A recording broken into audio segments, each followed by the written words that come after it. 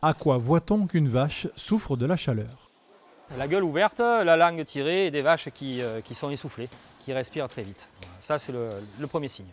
Autre signe des effets de la canicule, des vaches laissées au pré qui semblent fatiguées, des prairies brûlées par le soleil. La situation d'une partie des 350 éleveurs laitiers de Dordogne devient critique. Ici, le fourrage prévu pour l'hiver est déjà entamé. L'herbe ne pousse plus, il n'y a plus rien à manger dans les prés aujourd'hui. Et donc on les a ramenés autour de l'exploitation pour les surveiller facilement et les nourrir avec la ration d'hiver, à savoir une botte de foin tous les jours, plus un petit peu de farine pour les complémenter, quoi. Conséquence, la baisse de production de lait, significative lors du passage du collecteur. Autre effet négatif de la chaleur, le taux de lactation par vache ne remontera pas. Lorsque les températures vont rechuter, les vaches ont tellement souffert qu'elles ne vont jamais retrouver le niveau de production qu'elles avaient avant.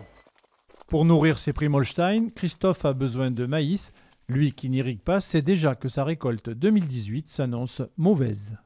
Voilà, donc une toute petite panouille. Une toute petite panouille qui n'est pas finie de féconder. Voilà.